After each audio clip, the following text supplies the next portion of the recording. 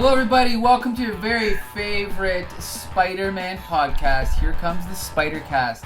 I am your co-host, Michael, and as always, I'm joined by Joshua Mervell, and today we're going to be talking about Spidey comics from September of 1984. That's right, and after a 2-week absence, we have G.I. Jolie back. Woo! Woo! Are you going to edit in applause? Mike? That would be amazing. Woo! Woo! All right. So yeah, you picked a good week to come back. To be honest, I was really worried about these choices, but I don't know if I was just in a weird mood or something, but I actually enjoyed pretty much all 4 of these. Well, at least 3 of them. Well, okay. You can't win them all. Yes, let's just save, it's like a marathon. We gotta save some of our energy for the end. So let's just try to stay positive. Let's start here with Amazing Spider-Man number 256. Okay.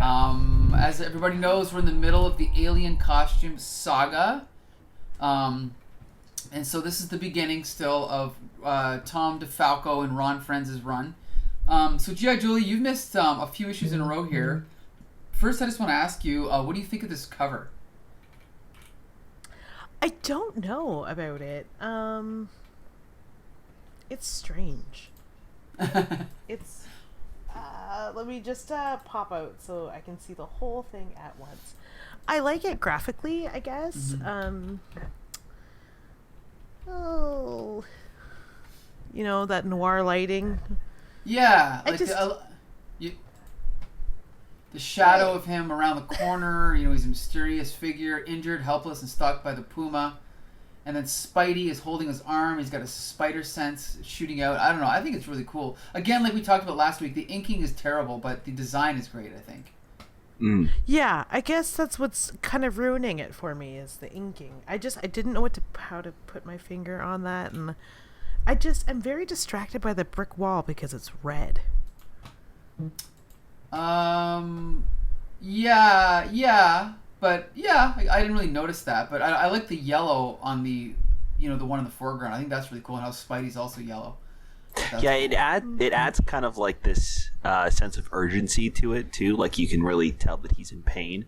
I mean, besides the fact that it says injured and helpless right there on the cover, I like. Besides that, like you can still tell. Like the pose that he's in, his arm kind of looks almost like it's limp or dislocated. The bright colors and the spider sense lines above his head. His eyes are kind of even. They seem like they're drawn even a little bit wider as well. So it's kind of like, adds this like sense of shock, which is cool. Right. Okay, so as usual, I'm going to summarize this one. So we jump into the action. We've got the title here, introducing Puma, who I never liked, but I kind of like him now. But we'll talk about him later. So Spidey comes in and intervenes on this this group of hoodlums have this I don't even know what they're doing, to be honest. I can't remember, but they're doing something. And he comes in and they're doing busts up crime. Yeah, they're doing crime. They're using science to do crime. And Spider-Man comes in and punches them all out. Meanwhile, the Black Cat is on the rafters taking pictures of Spider-Man, punch them all. And it's pretty straightforward, typical Marvel stuff, right? Of that time. Spider-Man and Spider-Man and Black Cat have their typical, mini lovers quarrel. They kiss. Spider-Man goes off. Black Cat's all mopey. Spider-Man goes home. He's got his alien costume that he doesn't know what's going on with it yet, but while he's sleeping, it is moving around and doing things on its own. The readers, to them, this is still a mystery at this point. They have no idea what's happening. But basically, we see 2 criminals like in an alley, and when they look up, they see Spider-Man swinging above them. And so as a reader at this time, you're like, what the heck is going on? Peter Parker's asleep, right? What could be going on?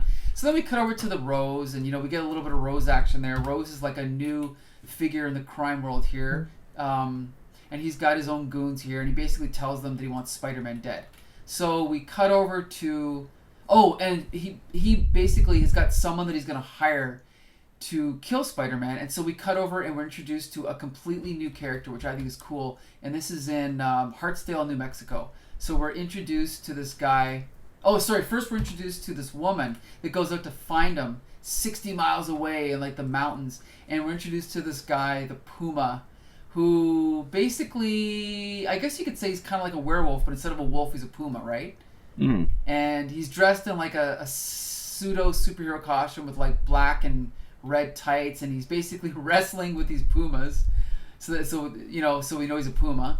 And then he sits on this rock ledge and he changes back to a human. So now we know he's a human. We get some daily bugle action with Peter Parker, with Robbie Robertson. Peter Parker gives Mary Jane the cold shoulder, very typical stuff. And then we get to see a meeting between the Rose and the Puma. And then he sends the Puma off on his way to kill Spider-Man.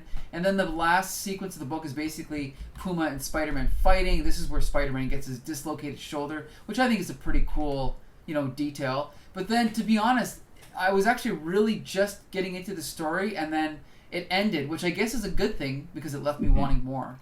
So I will say that, as usual, we get a pretty typical classic, I don't want to say middle of the road, but it's not a masterpiece, but it's kind of like a typical Tom DeFalco, Ron Frenz action, Marvel action comic book. So I did enjoy it. G.I. Julie, what did you think of it? No. I don't. No. I'm not here for this one. No? There's... Okay. Oh my god. Too much... It just seemed really disjointed. I was very distracted by the feathers. I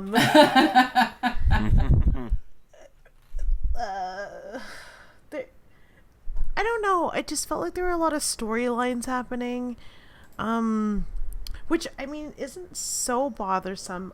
Aside from the fact that the one storyline, which is supposed to be the main draw, which is the storyline of the Puma, is not like. It's like a barren wasteland. There's like nothing there. I don't feel like there's anything there other than the feathers.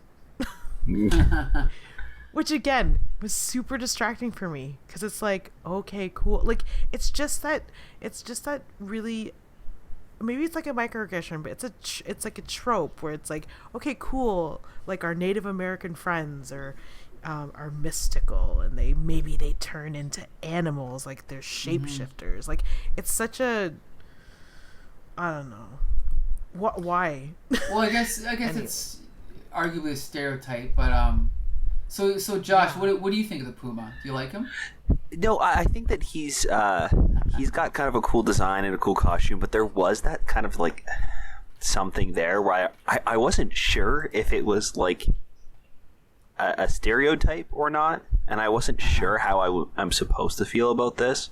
Like I don't, like I'm not sure if I'm like, nothing stood out to me as being like obviously offensive, but I also don't know Native American culture enough to know the difference. I think so. I don't know. It's so strange. I feel like I probably should have just looked this up to see what like fan reception is and what people think of this character today, and whether it was a misstep or not. But well, I don't recall them like leaning into that aspect of him. They kind of just maybe mention it when they introduce his character, but then after that I don't remember anything standing out that was like specifically anything to do with his background. So well, I don't know. say as someone who's 1/32 Native American, I wasn't offended by this at all, so I'm fine with it. But anyway, I never really, like as a kid, I never really liked the Puma. I always thought he was just kind of like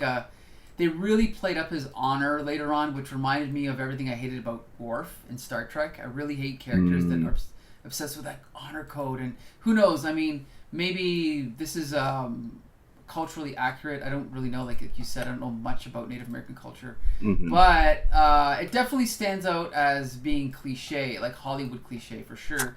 Although I gotta say, I gotta give Tom DeFalco and Ron Frenz credit for creating like another, because they've created the Rose so far. They created the Black Fox, and now they've got another new character. So at least give them an A for effort for trying to create a new character. But Puma was a fairly big character in the late 80s and 90s. So I don't know. I kind of associate him with Sarah, and I've always liked him. So I don't know. I like him. And then as far as this issue, I thought. Oh, sorry. Go ahead, Josh. I think that he's pretty much just Craven. I mean, yeah, you could argue that. Yep. Like, with I mean, clothes. Even his clothes are really similar. Like, he's got like the tights and the fur on the boots and the shoulders. Right. He's kind of he's like a hunter. He's got like an animal motif. He's all about honor and tracking, and there's a lot of like similarities there. You kind of shattered my I was kind of giving this more credit than it deserved, because now that I think about it, we already talked about how the Rose is kind of like the crime master, right? And if the Puma is basically Craven, then maybe Black Fox is similar to someone else that I'm just forgetting. So maybe these are all just retreads of classic Spider-Man villains. I don't know. Right. I don't know. I think Black Rose could be really interesting. Rose was pretty fun in this issue. I thought like he seemed a little bit more intimidating. You can tell that he's kind of like pulling the strings in the background, which is always fun, especially for that like larger kind of like bad guy in the shadows. And I think it could be really fun if down the road there's some conflict between him and Kingpin, and maybe introduce some like tension there. Right. So I'm definitely looking forward to seeing where they go with this character, but kind of like how Jolie said, like I liked it fine, but it also didn't stand out to me as anything like fantastic. I thought it was a pretty good average issue of Amazing. Jolie, what'd you think of the story overall? I mean, you kind of said you didn't like it, but as an average issue of Spidey. Again, so many storylines that are overlapping. I did have one more thing to say about Fireheart, but about the stories overlapping, it's like you get Spider-Man's life, or sorry, his Black Cat life, and it's kind of halted. It's stunted, and then you move on to him at the Daily Bugle, and for some reason Mary Jane is there, and he's kind of like, he kind of pushes that into the story, and then that comes to a screeching halt. And then you see Puma finally actually going after Spider-Man, and then it even like I don't know how to describe it. It seems like, and that's it. It happens so abruptly. It ends abruptly. All of the storylines end very abruptly, but they all got mashed together very, very hard, like in a very compact way, and it feels like there could have been more. There should have been more. Maybe this was like an in-betweener. I wouldn't be sad. I don't know.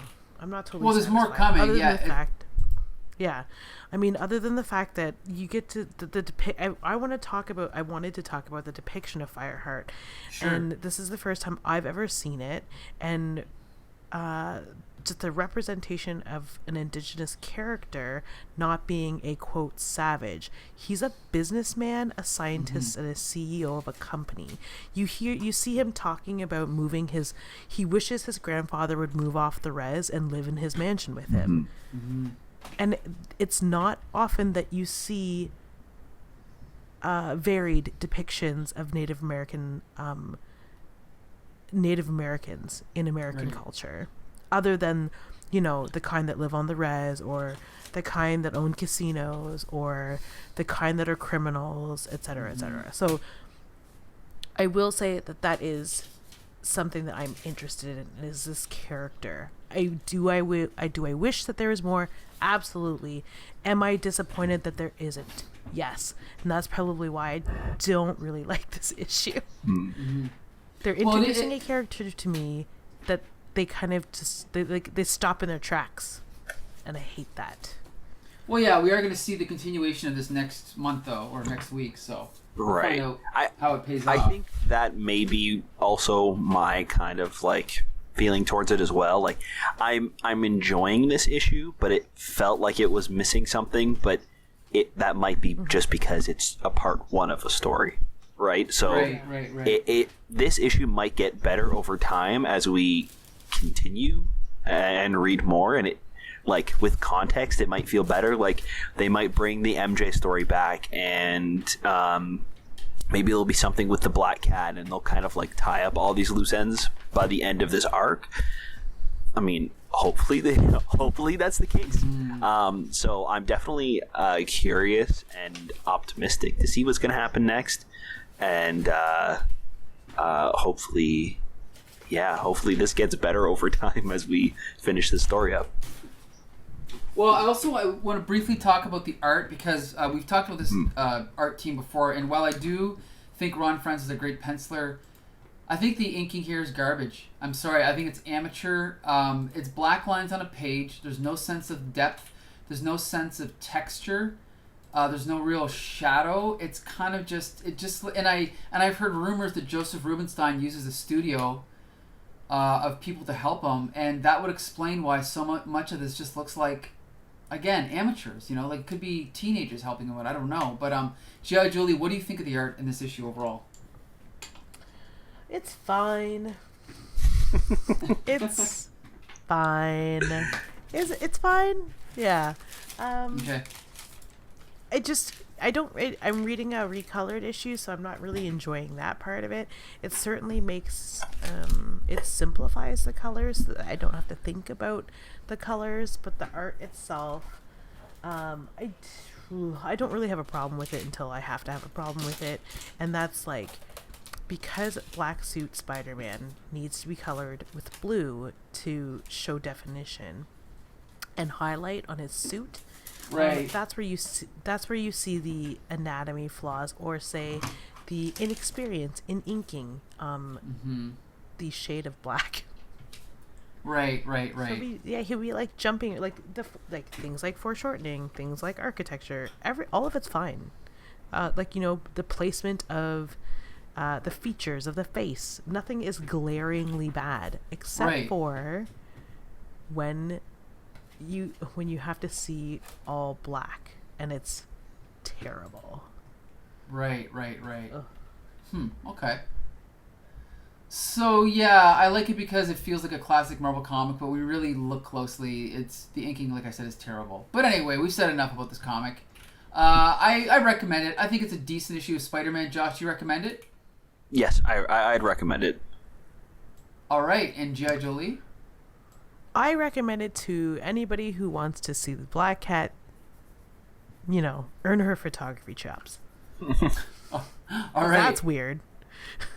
Yeah. I will say, I think that this issue has done this Spidey Black Cat relationship better than Spectacular is doing it. Oh yeah, I mean, so I like Al Milgrom, but it's clear that Tom DeFalco is a better writer. He's just a better writer, right? Oh yeah, that's all. Yeah. So at least Spider-Man feels a little bit guilty about using Felicia. Right.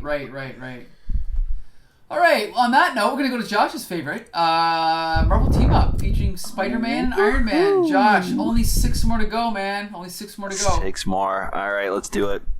So, with Marvel Team Up 145, we have Spider-Man and Iron Man, and they're facing off against Blacklash. Woo! This goon with a green ponytail and a whip. All right, let's get going. So Peter has been called to go to Cleveland for this like science fair that's going on. So he's trying to make his plane to fly there. Iron Man is also heading there at the same time. Iron Man, who is Rhodey at the time. It's not Tony Stark. So every time I say Iron Man, it's Rhodes. Yeah, I mean, this story isn't really about Spider-Man or Iron Man. It's about this other dude, Blacklash, who really sucks. And it's really supposed to kind of show you a more sympathetic side to a villain. And the idea of that is super fun. The execution, on the other hand, is not so great.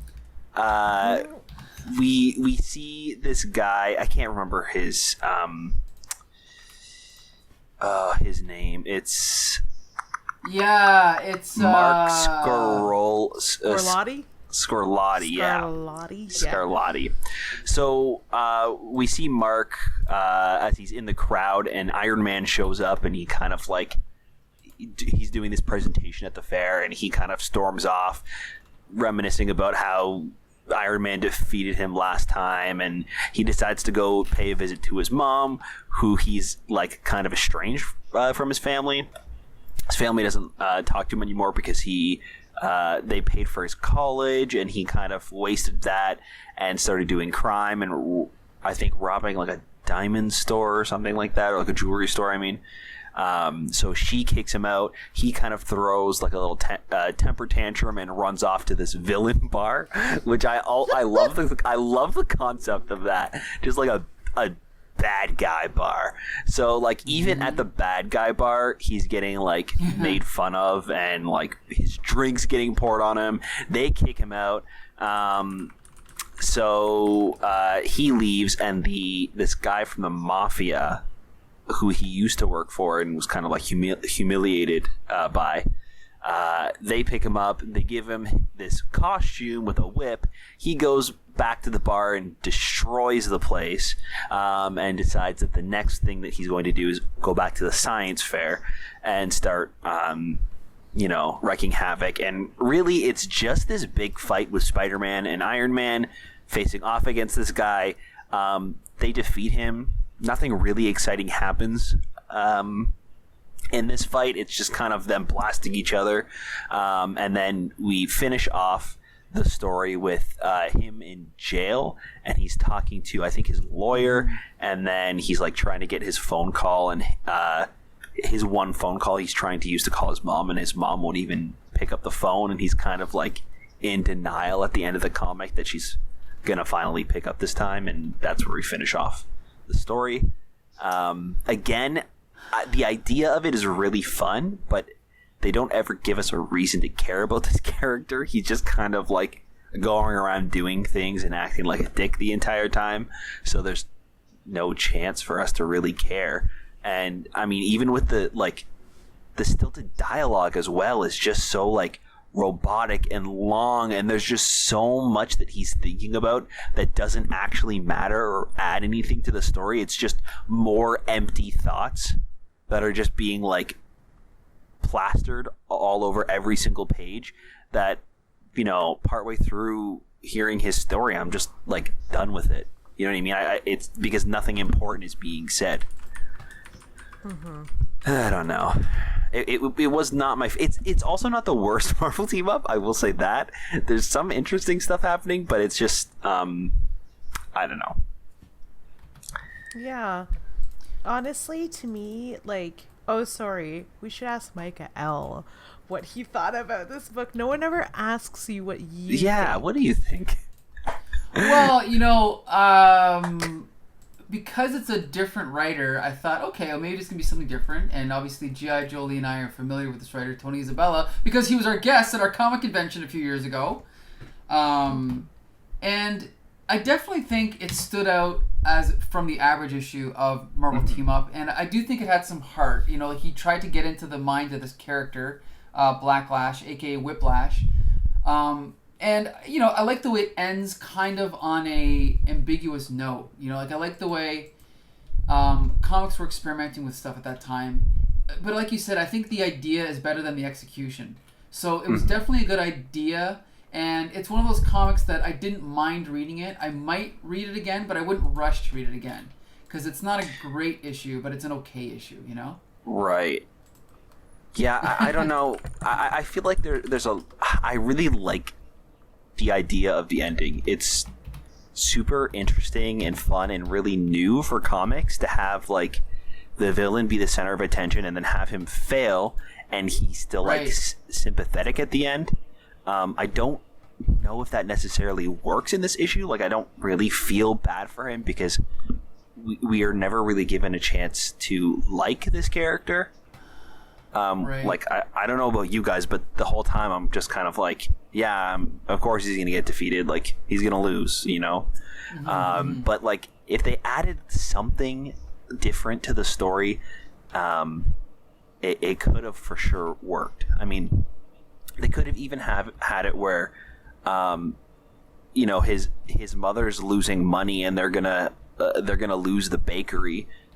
Sure. And because he didn't go to university, or because he didn't finish university and he went to jail, he can't get a job to, you know, help them with the store. So, you know, and then the mafia comes and offers him one last gig, and he's got to decide if he's going to go clean or, do this thing to get some money for his family. And, you know, the only reason he's actually doing this is because he's kind of being forced to help his mother, and then he gets caught at the end of the day, and his mom won't even talk to him because of it, right? So, like, that is a stronger story, because his motivation for doing something evil is somewhat justified. Where he's just kind of like, everybody's being a dick to me, so guess what? I got a whip now. I'm going to be a dick back. And it's just like, okay, yeah, go to jail. Go to jail. I got a whip, and I got this cape. And this cool green ponytail. What? Right? Julie, what's your take on the story? Do you know what? This is the first time that I didn't hate Marvel Team Up. Okay. But I also didn't love it. Mm-hmm. So maybe this is the second. I don't know. I feel like this is probably the second time that that's happened. This story, there was no. Tony Isabella ignored the idea that Spider-Man had to team up with somebody by just ignoring it. He was like, wait, they got to be in here somehow. So he wrote a part where Spider-Man shows up and then just forgot about him, which was awesome.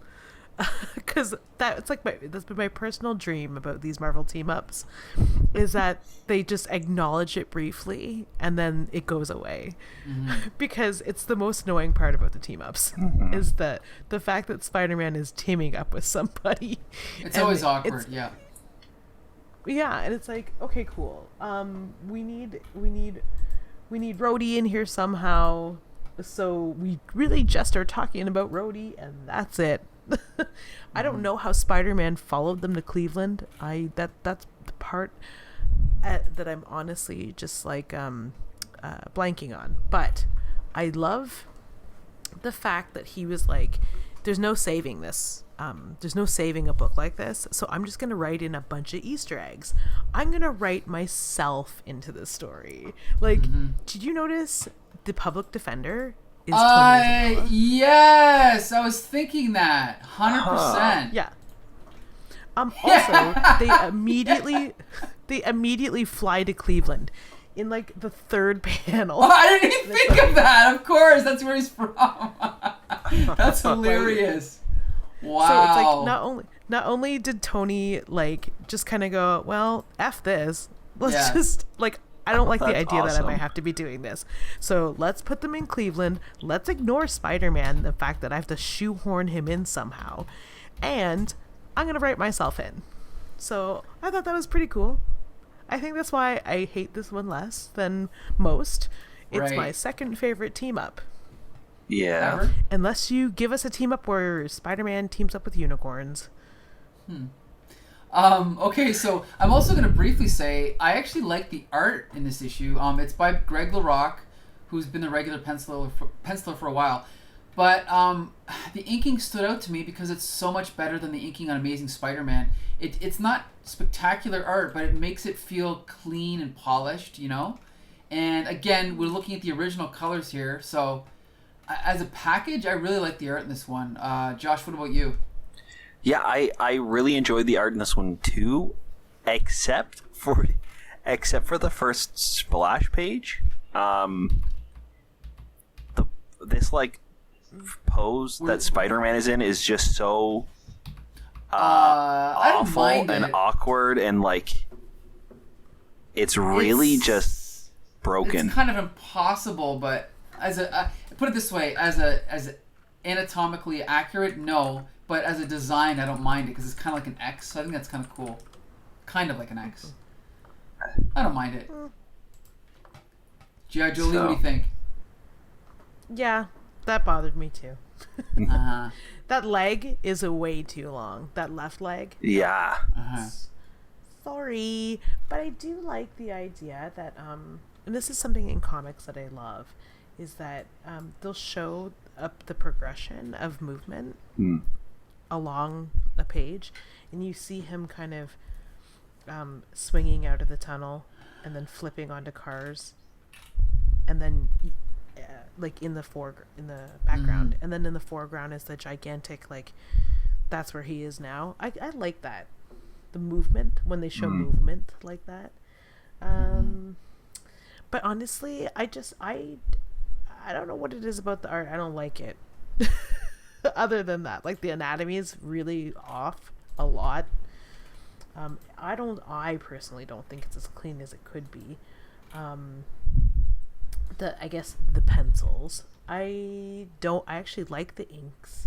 I'm learning to separate those two things more. The pencils are terrible, by the way. I'm just the pencils. Yeah, they're not like Greg LaRocque's not a great artist, but I think he's a clean, straightforward artist. And I've always thought he's kind of just like a standard, basic storyteller, but he's not a great artist.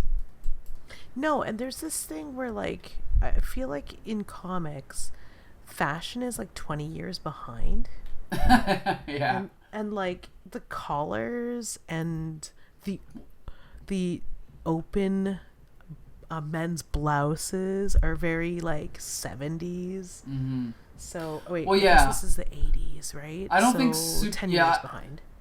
Comic book writers are probably not the hippest cats in town, and that's exactly why Superman had a mullet in 1994. So anyway, right. But that's okay. No. Do you know what? Well, yeah. no. It's okay as long as you don't, you're not taking this as historical fact and like costuming from it. But right, it's a good resource if you consider that it's 10 years behind. Right. Yeah. Also, I'm go sorry. ahead. My most favorite thing is this. He splashes the baguettes. Yeah. Angrily. That was like the best panel. And like his arm, it looks like he's supposed to be like swiping the baguettes, but but like his arm doesn't move. It doesn't move, and it just his hand like flicks. It's just the bread off the counter. You're right. Yeah. On just page, just so everyone knows, that's on page 8, original page 8. Yeah, a little goofy, but again, it's just like it's not great art, but it feels like classic Marvel. But like, oh boy, go to page original 15. That's a terrible shot of Iron Man punching Blacklash. Like, yeah, like it's like that arm. It's like, what did he punch him with? Like the bottom of his hand? Like, I don't know. It just doesn't look right, eh? You know what I mean? Like an open backhand. I don't know. It just doesn't look right at all. But then, like, if you flip to 16, that's a nice shot of Spidey changing into the black costume. That's pretty cool. Yeah. But yeah, I like that. But anyway, yeah. So that's kind of nice because you can actually like see. I don't know if you've actually seen like the tendrils of the symbiote before now, like not changing on Peter. Like you can actually see them like start to wrap around him and see how it forms. Like I think it's just almost been like a transition from like the bottom to the top, like swiping up. Right. Good point. This is Yeah, this is almost characteristically good for this issue. Like it almost looks like it was snuck in by a different artist, like Rick Leonardi or something. But I'm not going to accuse anyone of that. But yeah, it is really good. But anyway, so I definitely, again, I'm not going to rush to reread this issue, but it was definitely enjoyable. So I'll give it a mild recommendation. G.I. Jolie, what do you think? If you are triggered by people wasting food, do not read this issue. Okay. That's it. I mean, for all of the things that we mentioned, go ahead and read that. And shout out to Tony. He did a fabulous job.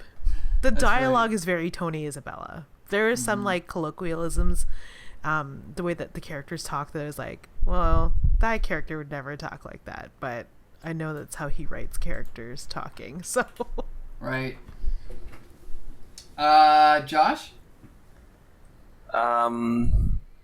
No, I don't think I would. I don't think it was awful. It's just not something that I would recommend, because I don't think that I love the idea of it. I just don't think that the execution, like, there wasn't enough payoff to it.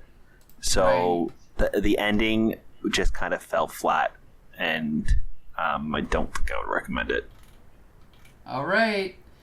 Okay, so that brings us to our third of 4 books this week. So we've got 4. Let's not forget that. The next one is going to be Peter Parker of the Spectacular Spider-Man number 94. Julie, did you want to quickly summarize this one?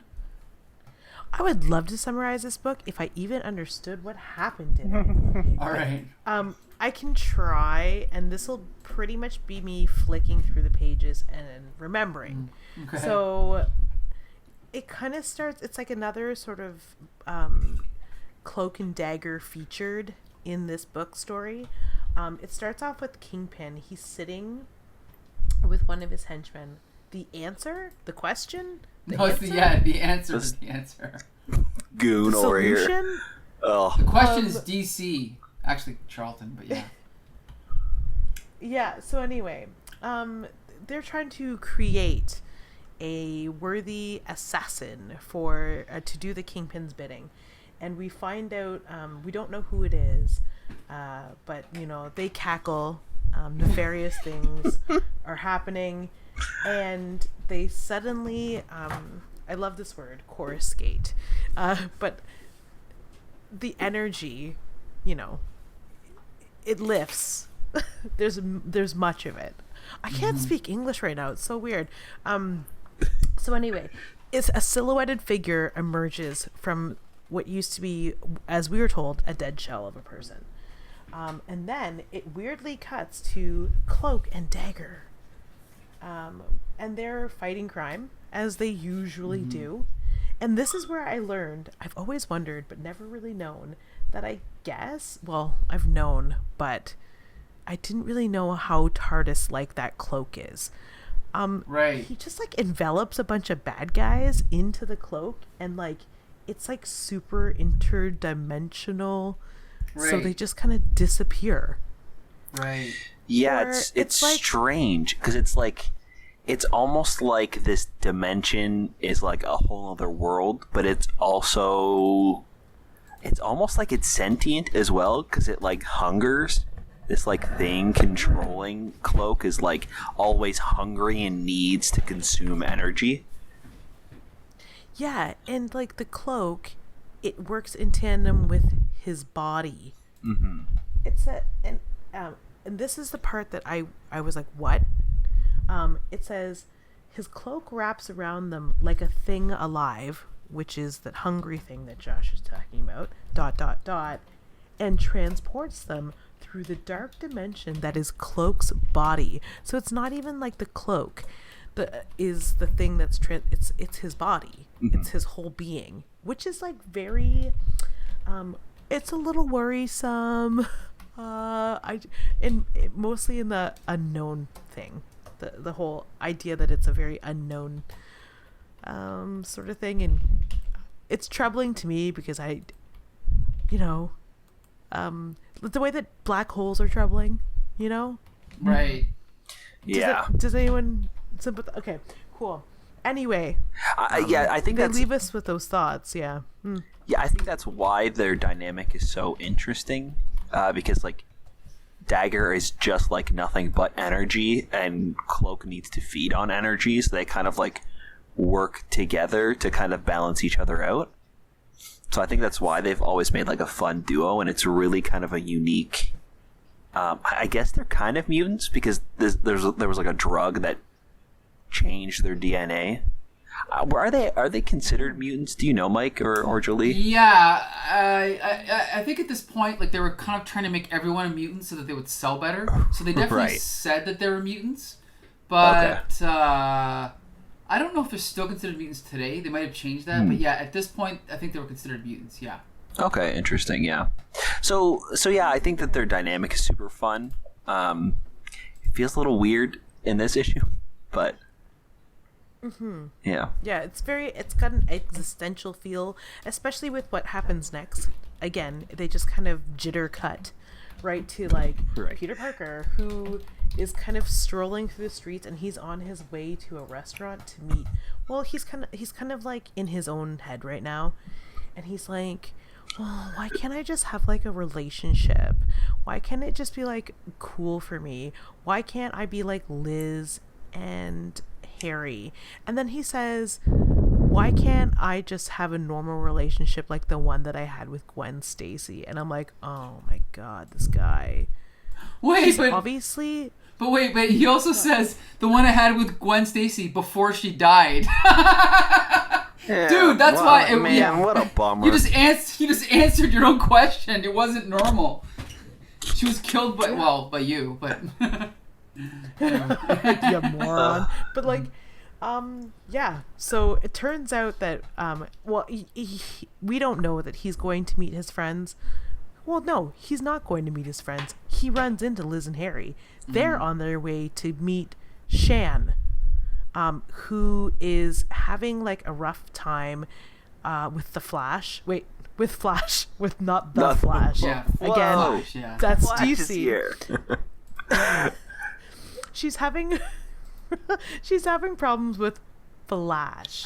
Right. Like, he's disappearing in the night. They meet at a place called Smokies, which, you know what? While we talk about it later, I'll Google it and see if it's a real place. But I feel like it's probably a really cool joint in New York. Let's see. They meet her for food, which they never eat, but she just kind of tells them her problems. Like, well, Peter does eat some spicy chili. It's very important. Okay. Does he eat spicy chili, or does he know that what Flash is up to, and he's trying to hide it? I don't know. That was like a gag that was not properly executed. You know, like they were trying to be funny, but it didn't work, in my opinion. Hey. Okay. Yeah, it's so weird. It's especially so weird because we jump from Cloak and Dagger like, I'm too weak to help you consume. I must consume human souls. And then we smash cut to like, ooh, this is some spicy chili. Mm-hmm. It's like, are you kidding me? This does not work. Yeah, to this quadruple date / maybe intervention. Who knows? It's just the weirdest. It's just the weirdest juxtaposition of like life. It's, you know what I mean? Like it's just the idea. If they wanted to remind us that we were reading a comic, this is how they do it. Like, the absolute most fantastic of fantastical things, soul-eating, dimension-shifting, cut to Peter Parker reminiscing about his past relationship with a woman he accidentally couldn't save / help to kill. Yeah. Sure wish my girlfriend wasn't dead. Time for some chili. Right? Like, it's just so strange. Weird. Yeah. Yeah, at this point, do we know what the Flash is up to? I mean, what Flash is up to? I don't think so, no. Okay. Do we? But wait, he does. There was that thing a few weeks ago, the Flash leaving. Remember his girlfriend said something like, by the Buddha or whatever she said. Right. Why did he leave? I can't even remember. It's not important. Clearly, he ran out because her character was too on the nose. By the Buddha. Jesus Christ. Anyway, but he does come back. If he's been gone since then, he does come back because they decide to call it quits at lunch, and Liz and Harry leave, but Peter, who's ever the friend, has just taken Shan's hand, and Flash, who has followed clues that he finds in Shan's garbage can. Like, instead of picking up the phone and calling her for the past, I don't know, 2 months. I say 2 months because it's been 2 issues. Instead of calling her or reaching out to the woman who's supposed to be his girlfriend, he finds clues in her trash about where she's supposed to be today. Follows the clues to the restaurant and sure enough sees through the glass window her holding hands with Peter. And in his mind, he immediately assumes that she's been aloof because she's cheating on him. Right. Or she's being, there's some infidelity happening. And that's about where my mind took a break. But they do crash into the original sort of part of this first part of the story and the reason why we should be reading this comic in the first place. They cut back to the room where Kingpin and the Answer are doing science and being this assassin. They're Frankensteining like an assassin and they managed to do it. They managed to bring him to life, but they need to be able to control him. So the Answer slaps a collar on it. We still don't know what it is. But we do see a face now, so that's kind of neat. But we find out. Let's see. Isn't it funny that a guy named the Answer brings up more questions than before? Like, what does this magic collar do? What is this? Why do you have something called the submission collar? That doesn't sound well. You just happen to have that handy? I mean, I know that you have a deluxe lab, but how did you know you're going to need that? Anyway, how many other scientists are in there engineering your weird crap? Oh my god. I don't know if this is important or not because they oh god, it's just very disjointed because they cut back. They slap that collar on him and it goes directly back to Peter Parker. Nothing is resolved about Flash seeing him and Shan holding hands. It just cuts back to Pete sort of interrupting Mrs. Muggins, who is listening at his door to see if him and Black Cat are in there because she's just being nosy at this point. And that's it. He kind of calls her out and that's the end of that. Like, nothing really big comes out of that exchange. Again, kind of annoying. But he picks up the phone and calls Felicia. And he says that, like, he calls her, invites her to chat. Because they haven't been able to do that for 2 years. There's never been an opportunity to do that. And she's like, well, of course. And, of course, Peter Parker is... it's just, I don't know why he would ever invite Felicia to talk to him when he knows. I don't understand why he doesn't get it. He just doesn't get that she doesn't want to talk, or she just is so romanced by the idea of swinging around the city with him that she's just one-dimensional and has a one-track mind. So, I don't know. Maybe she's got like a golden vagina. I don't know. But anyway, while he's on the way to talk to Black Cat, he runs into... We find out who this silver assassin is that Kingpin has been engineering with the Answer. And he's sort of introduced to us in the strangest panel ever. Yeah, it's not a good panel. No, and it's like, it's Silvermane, and I'm like, it's who? Excuse you? See, like, I mean, I knew who Silvermane is, but I thought 2 or 3 issues of build up, that was a letdown. Yeah. I was like, oh, really? I mean, I like the design, but not a great character. And also, like you said, the panel, well, they introduced him, there's like half the panel is negative space. that could have been used up by either Silvermane or Spider-Man, but why have all that negative space? I don't know. It was just, poorly done. Yeah, and then you sort of find out while they're fighting, that this is an old adversary of Cloak and Dagger who they killed. He's been killed at least twice before. The first time he was successfully revived, and then the second time he was again successfully revived. So I guess he's unkillable, or maybe he's not unkillable. He's just special and is revivable. Who knows?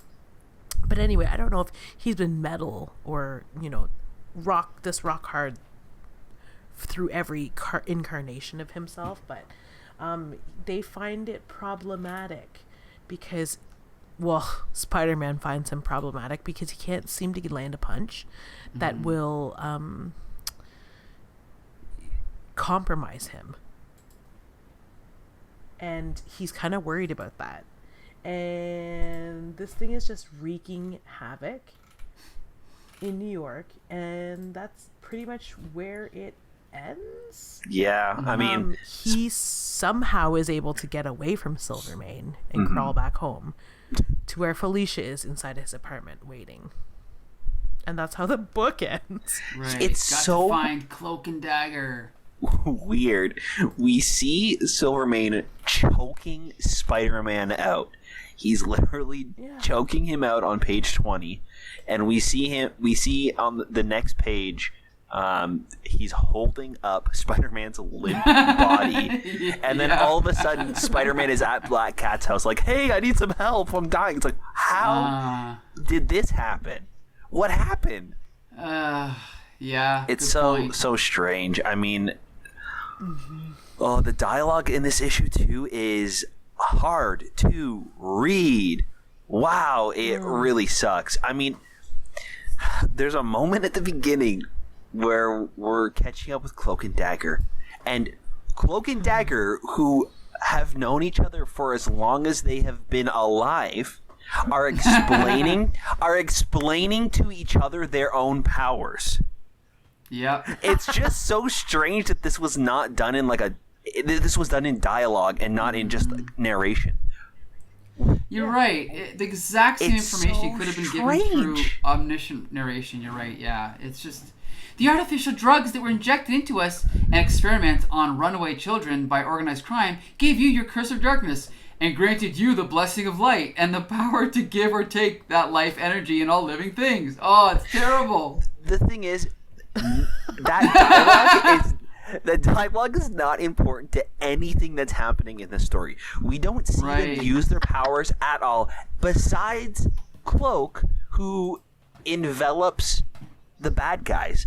And then when that happens, he talks about how he needs to feed, and he needs to feed the dark dimension to survive, or else he'll lose control. And she says, "I'm sorry, I can't help you. I don't have any energy." That explains their powers right there. Why do we need to have them talk to each other in this almost like third person type of like? Right. I'm Cloak and I'm Dagger, and these are our powers. It's just like such a weird introduction for their characters, and that dialogue is pretty much throughout. It's just like this weird, stilted, super dry dialogue, super on the nose, like the characters have to like blatantly say out loud what they're thinking and feeling instead of showing us what's happening. The characters have to stand there and say it, and it's so annoying. I really, really did not like this issue. This was the hardest one to read for sure. Yeah. Well, like I said before, I don't want to pick on Al Milgrom, but he's kind of known as like a poor writer and a poor artist. And while I didn't hate this issue, there's plenty of things to criticize it for. It's just not great. Yeah. Although the cover's kind of nice. But anyway. No. What's that, Julie? The art's not terrible. Yeah, I don't hate the art. I don't hate it at all. Some of it's kind of nice, you know? Well, actually, we do get a surprising little bit of information about the Kingpin, and not in the dialogue, but in the the drawings. Do you guys remember? I think it was the first appearance of the Kingpin in the issues that we were reading for Spider-Cast. We were talking about Kingpin's like gem on his chest, and we're like, "Why is it glowing? It's so weird." And then we're like, "Oh, those lines are just the folds of the fabric." Mm-hmm. Do you guys remember that? Right. I think that was like in our some of our first early episodes. But here it's actually glowing. It's glowing. On page you can see. Page 11, the second panel, you can see it glowing off of his chest. Mm-hmm. Mm-hmm. So, is that important to the story? No, but that's the one thing I took away from this comic is that he's got a special, powerful gem on him. And I need to know more. Okay. I mean, I'm just here for the Kingpin updates, I think. Mm-hmm. I want to know what he's wearing. I want to know what kind of workout attire he's got on. Yeah, but like honestly, is it like that? Like Julie said, some of this art is fine. Like he's doing a good imitation of Kirby Crackle. He's got some good, like storytelling is clear. So I don't know. He's not a terrible artist. He's kind of like a classic, almost like 1950s storytelling artist. Not great, but he's not terrible. So I don't hate the art. It's inked by Jim Mooney again, who always helps, right? Like it looks polished, it looks good. So Jim Mooney should be inking Amazing Spider-Man with Ron Frenz. That would be amazing. I think that's why the Crackle looks so great too. Right. Is Jim Mooney? Right. Yep. I mean, his years with working with John Romita on Amazing, I think, really helped. Mm-hmm. And he was also inking Spider-Man back in the 70s. I didn't realize that. So he's a long-time Spidey inker. Yep. So anyway, so I give this one, again, a mild recommendation. Josh, what about you? No way. No way. I hated it. I hated this one. I didn't mind it. G.I. Jolie? You know what? I recommend the last panel on page 19. Only for the foreshortening. It's beautiful. And it's a great little Heine shot of Spider-Man in the way that, like, it reminds me of when you had to, like, in art school, when we had to draw the nude model and they were lying flat on their stomachs. Oh. And it was probably the worst position you could draw a human's body in. But it was the most challenging. And it's honestly, I've never seen a panel like that in a comic. It's kind of artful. Mm-hmm. Okay, I'm looking at it right now. That is an awkward, position. It is, but it's kind of cool. Mm-hmm. It's very cinematic. Yeah, for sure. And like, even look at the panel above that of Spidey jumping down with the cops in the background. How they're just black silhouette and the whole background is pink. I think that's great. Like stuff like that is fine. I don't mind it, do you know what? I will recommend it for anyone who is interested in robotic geriatric acrobatics. That's super fun. I still don't know who Silvermane is because he didn't say anything. I'm not convinced that in his second revival he's able to speak, but I could be proven wrong later. Also, I feel like the answer is kind of this cool little sidekick administrative assistant to Kingpin. That could be a fun buddy comic. That's it. I don't recommend it, but I also don't not recommend it. Okay, so in the middle. Very middle. Okay, so usually at this point we would wrap things up, but we have another issue, and that is Peter Parker Spectacular Spider-Man Annual number 4. And I can just say for the record, I was not looking forward to reading this, but I was pleasantly surprised. I thought it was pretty good. I will talk about the art later. Josh has died. Huh? He's silent. Yeah, Josh. No, is I think that the first story was pretty good on this one. Oh yeah. We should point out there's 2 stories. Yeah, which we'll talk about them separately.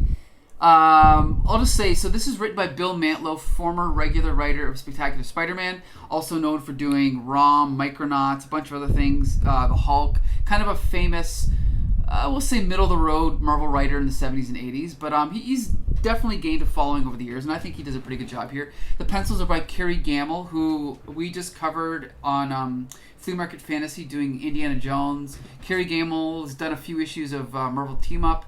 Definitely a classic storyteller, again, good penciler. Oh, and by the way, halfway through the story, the pencils switch to Sal Buscema, which we'll talk about in a minute. And the inks are by Carlos Garzon, who I'm not familiar with, but I actually think the inking kind of ruins this issue. It's not great. It's a little bit sloppy. Yeah, it's not terrible, but it's a little bit sloppy. But we can talk about that later. Josh, were you going to say something? I was actually going to say I'm not familiar with this inker at all. That's what I wanted to say. I think that there's some stuff that stands out that's really well done. Like the cold open, I thought was really well inked. I really liked the way that it looked. And then there are some other pages that do seem a little. I mean, even the splash page, it kind of falls apart, but it does seem a little bit more sloppy and rushed. Right. So there's some stuff that I think looks really good, and I had to go check to see who this was, and I'm not familiar with him at all. I might have come across him, but I would say he's kind of just, he doesn't really stand out. I mean, there's a couple good shots, which we'll get to later, but overall, it's a little bit uneven at the very least, we'll say.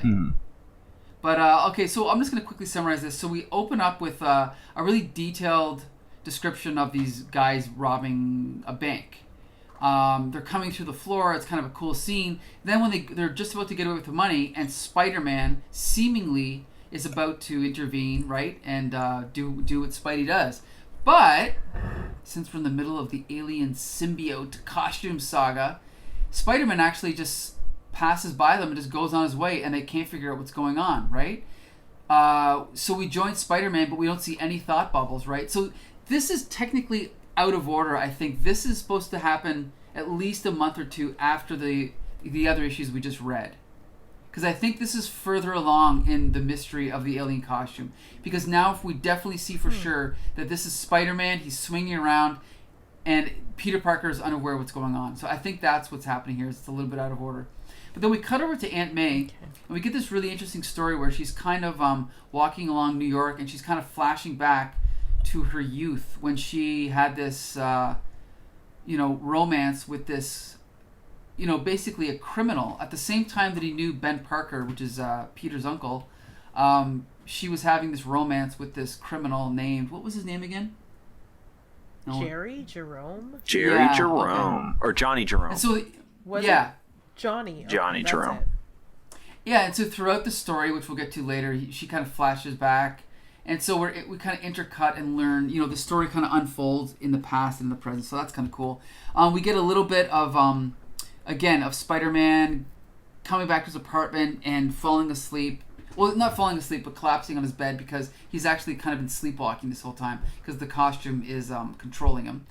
Then we get to digital page 9. I'm not sure if you guys noticed this, but in the middle of this recap of Spider-Man's origin, we actually get the source of the Web of Spider-Man corner box that I used as the new Here Comes the Spider-Cast image. Did you guys notice that?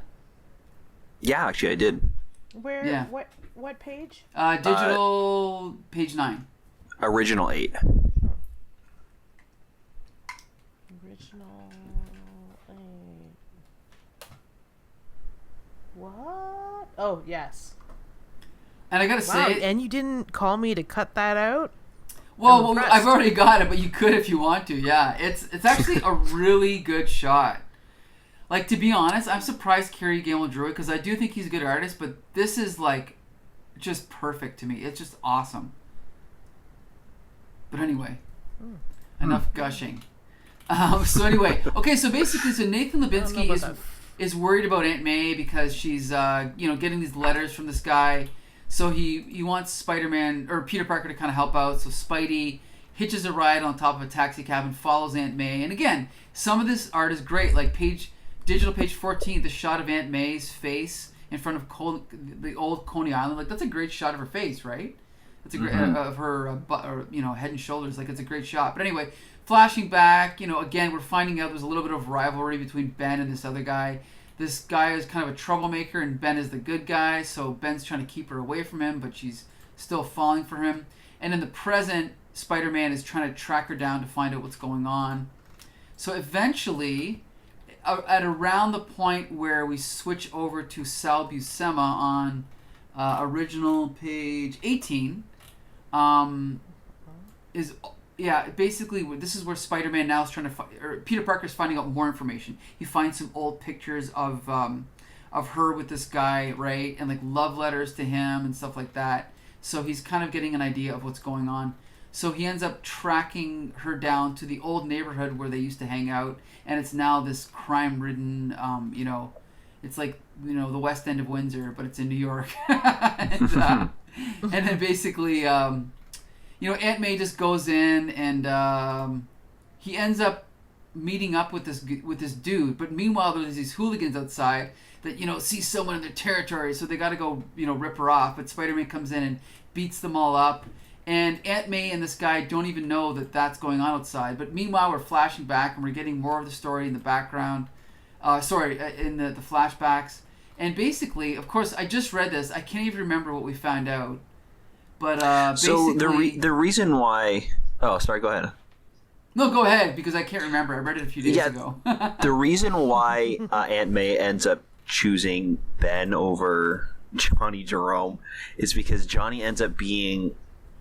this thief, and he robbed a jewelry store, and she kind of tells him that it's over between them, and she runs to Ben, and they get together, and she decides that she's in love with him instead. So Johnny's been leaving her these letters to kind of meet her here so they can kind of rekindle this love, and he can prove that he's like turned his life around. And then she kind of, realizes what's going on and says that, kind of like she's with somebody else, but it's good that he's like changing his ways. And Spider-Man this whole time is like trying to hide the fact that these goons are trying to rob them, not to like mess up this moment. And then Aunt May kind of goes back to normal, and she's not in this like weird state. But yeah, by the end of it, she she goes back to normal, and the end. Everything's happy. Everybody's happy. Yeah. So here's the thing, though, is like I said, I didn't mind this issue. I thought it was a cool story. What did you think, Josh? Yeah, this was fun. I think this is one of those times where we see like a side character.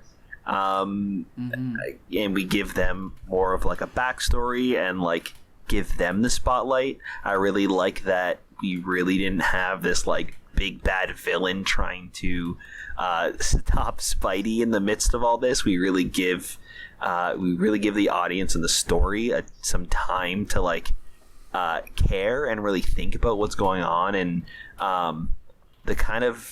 the fact that it's ambiguous and they think that she's going senile and she's seeing these things kind of appear, it's kind of like, what's going on? Like, I mean, it's not too much of a mystery, but we're kind of like piecing this story together as, we're flipping through the pages. Right. And I think it really works. Like, it's really thought out really well, and I think it ties up really nicely at the end. I actually particularly really like those like slow moments with Aunt May where she's reminiscing and she's like looking at this old condemned building that she used to go to all the time for like this ballroom, and it like slowly morphs back into what it used to be in her mind, and then that kind of like transitions us into the flashback, and it's super fun and creative. And I mean, this whole issue is pretty much just nothing but flashbacks, and it works. It's really well done. Normally, I hate these like flashback stories where we stop the action to tell a character's background, but in this case it's so tied into the story, and like her remembering all of this stuff is like clues to what's happening, and it's really fun. Yeah. Jolie, what do you think? Did you enjoy it? Yeah, because this is like the plot of almost every romantic time travel movie I've ever seen. Right. Like, like, I feel like this is a movie starring young Sandra Bullock and a young Keanu Reeves, where, finds notes in a wall and they're transported back in time. I mean, it's not the lake house, but, she's transported back to a bygone era because clearly she's old as dust. And they don't forget to mention that. And you get to see Aunt May. I get to see Aunt May. Because we only know about one, Nathan Lubinski, and two, Uncle Ben. But what about all the other potential suitors that we, could have been lining up for May? Because she is a dime, obviously. In her youth, she was one of those like skinny little mini hottie blondes. And why wasn't there a lineup? Why wouldn't there be 5 other Johnnies? You know what I mean? It was kind of cool to see that. And what wasn't cool though was kind of seeing the way that she treated Ben. It's like, yeah. Bitch. This is the origin of Ben Parker? Oh, shoot. She only got with him because she, quote, doesn't want to marry a criminal. Which, okay, that's fair, but... Yeah, we do get throughout her kind of doubting if she likes Johnny or if she likes Ben, but it is a little strange that like it's not anything that Ben does. It's like a bad action that the other guy does, where she like that's what makes her decide. I think that's why it's a little weird. Like if Ben saved her somehow, or like I don't know, something. Yeah, he actually did nothing in this case. He was just not a criminal, and she settled for Ben. Right. I think even Ben, because they're like about to like, they're like talking or whatever in the house, and isn't it Ben who like barges in? He's like, he's a criminal. Be with me, and it's just like, Yeah. Okay. Yeah. I guess I'll choose you over the criminal. Sure. Yeah. Sad. But no, I like the story. It was really good. Again, like I said, in my very long-worded, twisted way, it was very much like any romantic drama comedy / time travel saga that I've watched. It was very, you know what, I just finished Outlander, and it reminded me a little bit of that, except for not at all that. Well, I think the thing is that, again, I don't think Bill Mantel's a genius, but I appreciate the effort he put into the structure of the story. And when I saw the cover, I was like, oh, here we go. But I read it, and it's like, it's much more like reading something you'd see in a novel, right? Like Julie said, like a romantic novel. So I definitely give him props for doing this story, for sure. I recommend this. This is a good story. But that's not the end, because there's another story. Right? Beans. And yeah, unfortunately, there's another story. Josh, you're gonna summarize this one, I believe. It still leaves such a bad taste in my mouth after such a great such a great story. We have to read this issue about Black Cat's wine carafe This sucks. This sucks so much. I hate it. I mean, okay, so Felicia and Peter are on this date. They decide, okay, today we're going to be normal. We're going to sit down and like order food and watch TV. And Peter says, hey, I got you this present. She unwraps it. Whoa, it's a wine craft. I love it. So she turns around to grab something, and guess what? The craft is just gone. So she makes up this lie to like get Peter out of the house so she can look for this thing. And it says, we don't have any wine. And she says, because we've decided that it's going to be a normal night, you can't, you are not allowed to use your costume. Go out like a regular person and go buy wine.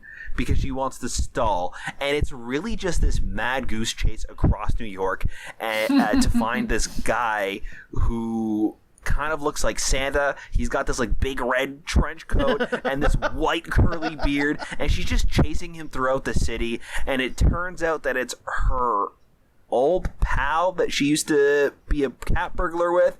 She finds this out by ripping off the fake beard and mustache, and it's actually this woman. And after that, Black Cat invites her back home on the dinner date, and that's it. She's just sitting there while the two of them are preparing food. This sucks. Right. Yeah. In their costumes. Oh my god. In their costumes. And it's also just so strange because, okay, why is Peter even in the Spidey costume if they're like, we're having a normal night? We're not going to be superheroes today. It just doesn't make sense that he's dressed up as Spider-Man. And the only reason he is because they don't want to reveal his secret identity to Felicia's friend. I can't remember her name. Tanya or... Right. Oh, whatever it was. I don't know. Let me see. Tammy. Oh, it's close. It's close. Yeah. So it's just so strange, so weird. I don't like this issue. Get it out of here. I just gotta say, if you don't like this story, get ready for the early 90s, because by the time we get to that point, all the Marvel annuals are loaded with crap like this. This kind of writing and this kind of art. Like, this art's not terrible, but it doesn't look like professional Marvel art of this time. It looks like... I mean, yeah, again, some of it's decent, but it just looks like someone who's learning to be an artist. And they're definitely putting a lot of effort into it, but you can see, like, on the original page 4, which is digital 34, like that weird shot of Black Cat swinging over the city. The positioning of the panel is just so awkward, right? Because it looks like she's almost trying to get over the bottom two panels. It's just something a professional would not really do, you know? I don't know. There's just some really awkward layouts in here. I think that the thing that did stand out to me, though, is I think that Felicia really looks great in this issue. Like, her face, I mean. Like, she looks like a real person. Like, she has, like, actual, like, features to her face, where in Spectacular it's just kind of like blank face with big lips. There's not really much of like there's not much that differentiates her from any other female that's drawn in any of these comics. She's she has white hair and a collar on, so it must be Felicia, where in this one, like, I don't know, her face seems more defined. You can kind of like see the proportions of like her eyes and her nose and her mouth. Like, I don't know, she looks like how Peter looks. Right. If that makes sense. Like Peter actually has features that make him look like Peter. And I feel like she looks like Felicia in this one. Right. Yeah. Do you know what the art, the way that the art was, it reminded me of like fashion illustration. Right. And there was a comic by oh my god, was it Alan Moore that did Glamour Puss? Say it again. The comic. There's a comic book. No, he wasn't even involved. There was a comic by Dave Sim, who is a Canadian comic book writer and artist. It reminds me of that book. The way that Felicia's face is. There's like this really glorious close up of her face. On where is it? Page 9. Yeah, there's a they 9 they in start the over. corner. Yeah, that's so a good it's shot. Page yeah. 9. It's page 9 of the side story, but it made me pause. I really didn't think about the art in the backup until that part, and I was like, wait. Well, I mean, I thought about it when you see her sort of flying through the air, but when you see that close up of her face, I was like, wait, this is like, like editorial style. Yeah, like clearly this guy is taking time and he's putting more effort into a lot of other comic book artists at this time. It's just that he doesn't have the experience with how to lay out the page as well, and so some of the positions look a little awkward and some of the layouts look awkward, but he's definitely putting his, he gets an A for effort, that's for sure. And like, even if you go to digital page 42, the shot of her friend, that's a great shot of her face. Yeah, it looks like Anne Hathaway. Right, good point. Like it looks like a real person. Right. Like, apparently this guy did a couple issues of Swamp Thing with Alan Moore, and this guy draws much more in like a 90s Vertigo style than like an 80s, superhero style. So yeah, I could totally see that. Contrary to what most people think, I actually don't think the Vertigo art in the 90s is great, because I think it is kind of like this, where you have people who, yes, they are good illustrators, but not necessarily good comic book artists, but that's kind of just the way the art has evolved, so what can you do? But yeah, I don't ever want to read the story again, but I don't hate it. Nope. No, but I can't recommend the story. I can recommend the first story for sure, though. Well, we know that Josh hates it. Yeah. 1,000% hates it. But you know what? I 2,000% hate it. It's the worst thing I've ever freaking read. So I wanted bad. to. Right? Okay. Usually, my worst fear is that I'll start a movie, because I like to watch a good comedy, but my worst fear is that it ends up being one of those like stoner bumbling through the city searching for your car, right? You know what I mean? Searching for a key or a time traveling hot tub, like. But one thing leads to another, and this is what this is, except for poorly written. Like, at least Harold and Kumar was fun. That's my favorite types. One of my favorite movies in the world is Harold and Kumar Go to White Castle.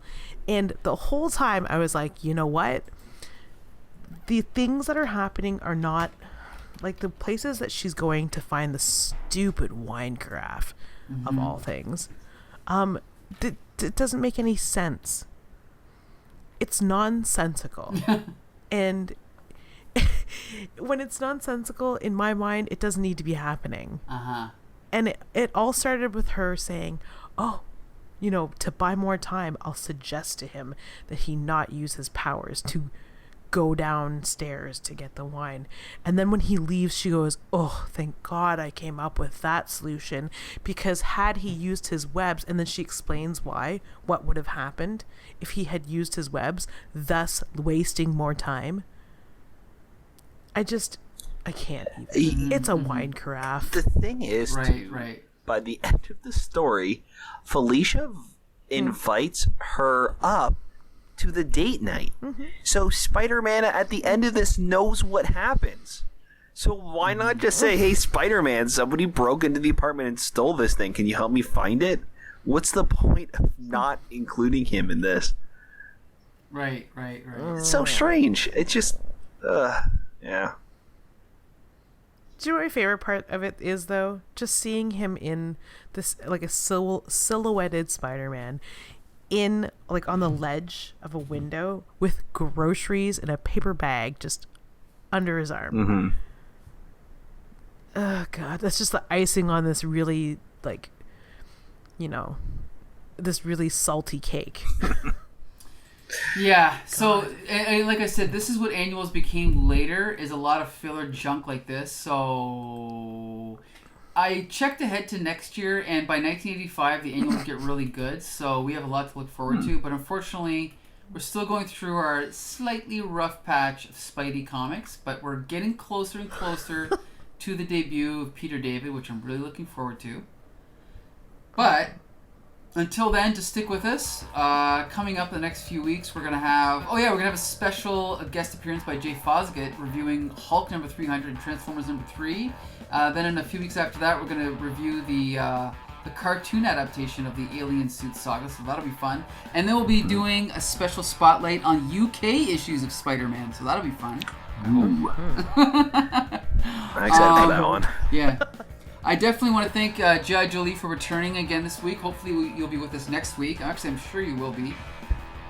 Because Jay Fosgett will be joining us, and that's always fun, right? Yes, I'm always here for Jay. All right. But yeah, Josh, you can take it from there. Yeah, we also want to thank you guys for listening to the podcast. It really helps when you guys leave us a review over on Apple Podcast. You can also drop us a line on Twitter at HCTSpidercast. Please let us know what you guys think about the issues that we're reading, what you think about the podcast itself. We want to hear what you guys have to say about it, and we want to keep that conversation going. That's right. So until next Monday, this has been Here Comes the Spidercast. All right, see you then.